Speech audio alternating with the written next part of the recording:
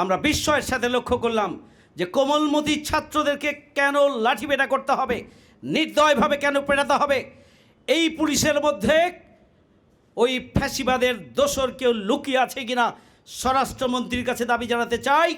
যারা এই কোমলমতি ছাত্রদের উপরে লাঠিচার্জ করলো, ওই পুলিশ অফিসারের বিরুদ্ধে সরকারকে অবিলম্বে পদক্ষেপ গ্রহণ করতে হবে এবং তাদেরকেও বিচারে কাঠগড়ায় নিয়ে আসতে হবে। আমরা তার তীব্র নিন্দা এবং প্রতিবাদ জানাই। ভবিষ্যতে তরুণ ছাত্র সমাজের ওপরে লাঠিচার্জ করার আগে হাজারবার ভাবতে হবে।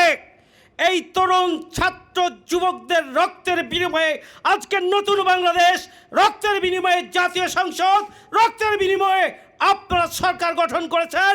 বাংলাদেশ জামাত ইসলামী ঢাকা মহানগরী দক্ষিণ কর্তৃক আয়োজিত ঐতিহাসিক জুলাই গণঅভ্যুত্থানের সামগ্রিক তথ্যবহুল মর্মবিদারক এই ঘটনাবলীকে জনগণের সামনে আবারও তুলে ধরার জন্য, জুলাই জাগরণ তৈরির জন্য, জুলাইয়ের চেতনাকে ধারণ করে জুলাইয়ের সেই জনগণের আকাঙ্ক্ষাকে, শহীদ এবং আহতদের আকাঙ্ক্ষাকে তুলে ধরার মধ্য দিয়ে তা বাস্তবায়নের ক্ষেত্র প্রস্তুতির জন্যই মাসব্যাপী বাংলাদেশ জামায়াত ইসলামীর কেন্দ্রীয় সংগঠন বহুমুখী কর্মসূচি গ্রহণ করেছে। সেই কর্মসূচির ধারাবাহিকতায় ঢাকা মহানগরী দক্ষিণের উদ্যোগে আমরা জুলাইয়ের প্রামাণ্য চিত্র ভিডিও প্রদর্শনীর মাধ্যমে আমরা ঢাকাবাসীর কাছে নতুনভাবে আমরা স্মরণ করানোর উদ্যোগ নিয়েছি জুলাই ক্যারাভান।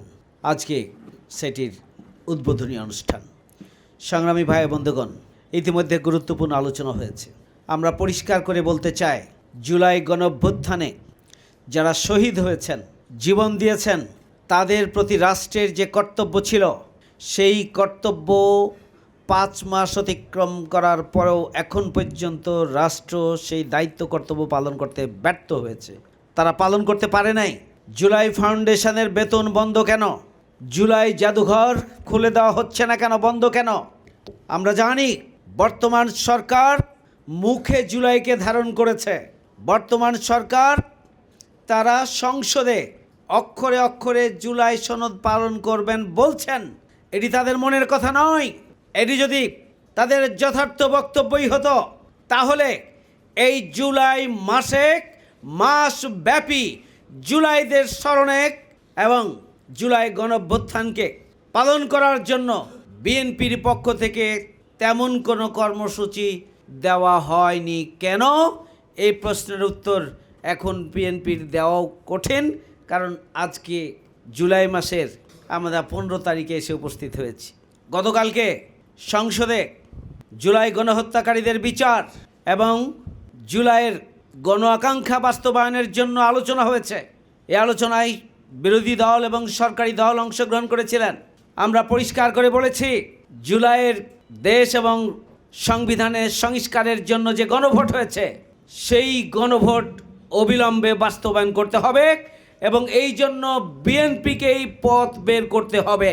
জুলাই গণঅভ্যুত্থানের সাথে বিএনপির এই আচরণ, জুলাই গণভোটের সাথে বিএনপির এই প্রতারণা, এটি হচ্ছে বিএনপি হিসাবে, দল হিসাবে তাদের সবচেয়ে বড় ভুল সিদ্ধান্ত। এই সিদ্ধান্তের খেসারত তাদেরকে আগামী দিনে দিতে হবে। এর থেকে বিএনপি রেহাই পাবে না। আমি জানি না মাননীয় প্রধানমন্ত্রীকে কোন কুচক্রী মহল পরামর্শ দিয়ে 68.6% ভোটারদের মতামতকে উপেক্ষা করে, পদদলিত করে গণভোটের গণরায় বাস্তবায়ন থেকে দূরে রেখেছেন। আমরা জানি না, এটি বিএনপির একটি ভুল সিদ্ধান্তের প্রমাণ সামনে দিনে হবে। গণভোটের গণরায় বাস্তবায়ন করার জন্য যে আদেশের বলে জাতীয় সংসদ নির্বাচন হয়েছে, একই আদেশের বলে গণভোট অনুষ্ঠিত হয়েছে একই দিনে একই সময়। জামায়াত ইসলামী এটা উপলব্ধি করেছিল, যদি গণভোট আগে হয়ে রাষ্ট্র এবং সংবিধান সংস্কারের কার্যক্রম শুরু না হয়, নির্বাচিত হওয়ার পরে যদি বিএনপি নির্বাচিত হয়, তাহলে তারা এই গণভোট বাস্তবায়ন করবেন না। যার জন্য জামায়াত ইসলামীর পক্ষ থেকে আগেই দাবি জানানো হয়েছিল যে গণভোট আগে অনুষ্ঠিত হতে হবে এবং সংবিধান সংস্কার পরিষদ গঠন করতে হবে। কিন্তু দুর্ভাগ্য, শেষ পর্যন্ত অন্তর্বর্তীকালীন সরকার বিএনপির দাবির কাছে কুপকাত হয়েছে এবং একই দিনে গণভোট এবং জাতীয় নির্বাচন অনুষ্ঠিত হয়েছে। একই দিনে দুইটি নির্বাচন অনুষ্ঠিত হলো একই আদেশের প্রেক্ষিতে, একই আদেশের বলে, অথচ বিএনপির পক্ষ থেকে জাতীয় সংসদ সদস্য হিসাবে শপথ নেওয়া হলো, কিন্তু বিএনপি এবং তাদের জোট তারা সংস্কার পরিষদের শপথ গ্রহণ করলেন না। এটি জাতির সাথে শুরুর দিন থেকেই প্রতারণার মহাযাত্রা শুরু হলো এবং জুলাই গণঅভ্যুত্থানেরকে ছুঁড়ে ফেলা হলো। জুলাই গণঅভ্যুত্থানের যে চেতনা এবং আকাঙ্ক্ষা, জনগণের অধিকার প্রতিষ্ঠা, রাষ্ট্র সংস্কার, সমাজ সংস্কার, রাষ্ট্র যাতে আগামী দিনে আর ফ্যাসিবাদ হয়ে উঠতে না পারে, সেই জন্য সংস্কার যে অনিবার্য একটি দাবি, বৈষম্যহীন নতুন বাংলাদেশ প্রতিষ্ঠার যে দাবি, সেই দাবির সাথে প্রতারণা করা হলো সূচনা থেকে। কিন্তু জাতিকে আবারও নতুন করে প্রতারিত করার জন্যই বিএনপি সংবিধান সংশোধনের জন্য কমিটির প্রস্তাব করেছে।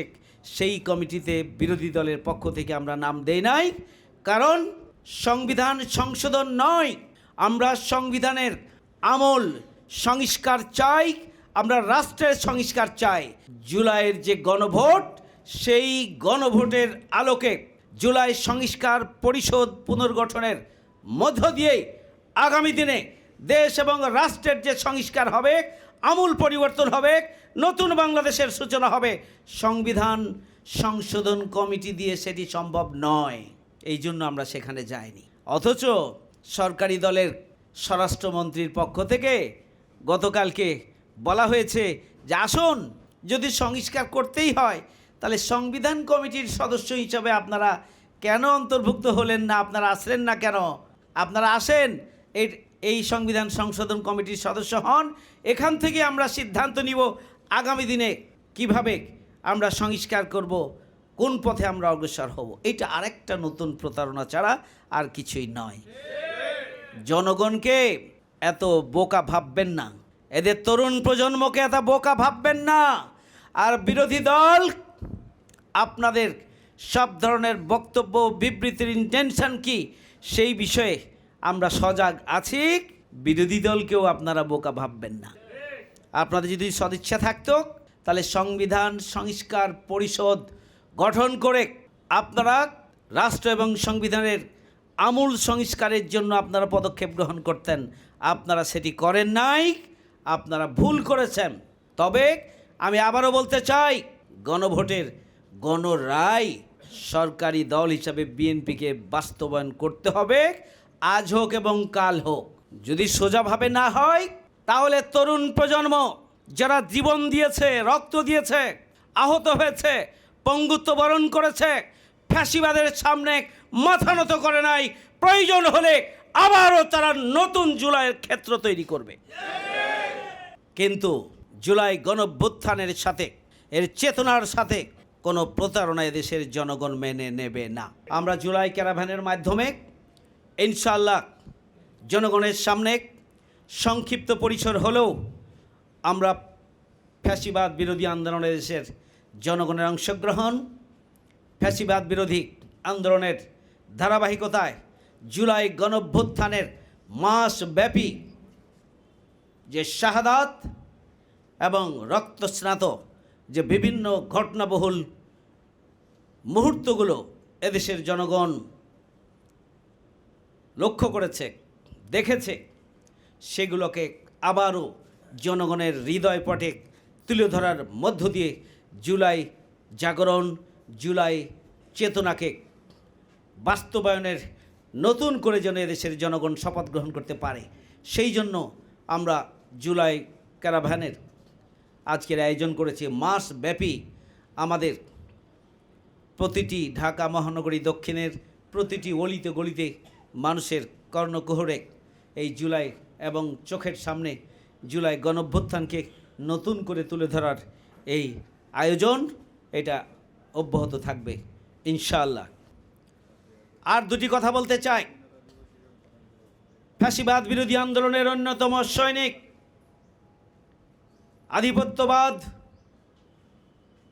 বিরোধী আন্দোলনের আমাদের প্রতীক তরুণ সেই উসমান হাদিকে হত্যা করার পর এখন পর্যন্ত তার বিচারের তেমন কোনো অগ্রগতি আমরা দেখছি না।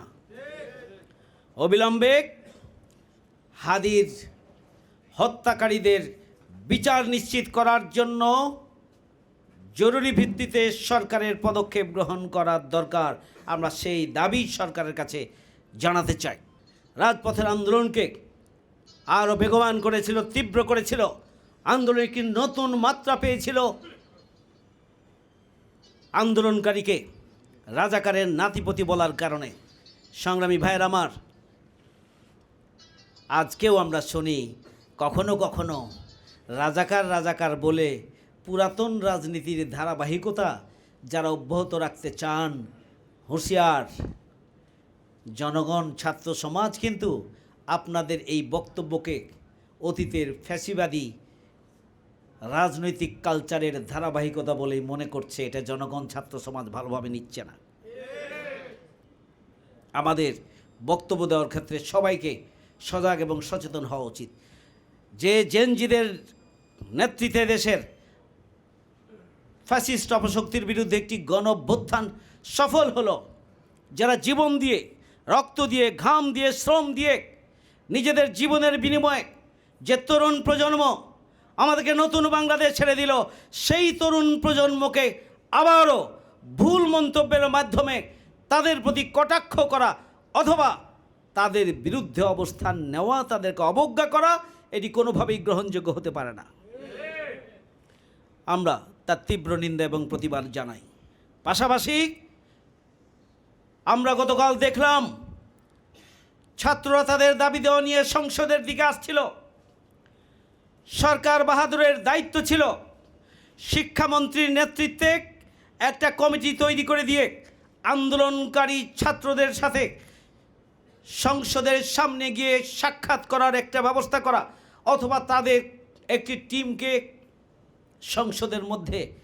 সংসদের ভিতরে নিয়ে এসে তাদের সাথে আলাপ আলোচনা করে ছাত্রছাত্রীদের, কোমলমতি ছাত্রছাত্রীদের এই আন্দোলনের ব্যাপারে সম্মান দেখিয়ে তাদের সাথে আলাপ আলোচনা সাপেক্ষে একটা সিদ্ধান্ত নিয়ে তাদেরকে পাঠানোটা উচিত ছিল।